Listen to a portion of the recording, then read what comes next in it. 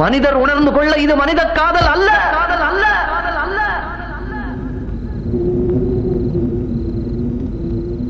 அதையும் தாண்டி புனிதமானது, புனிதமானது, புனிதமானது, புனிதமானது,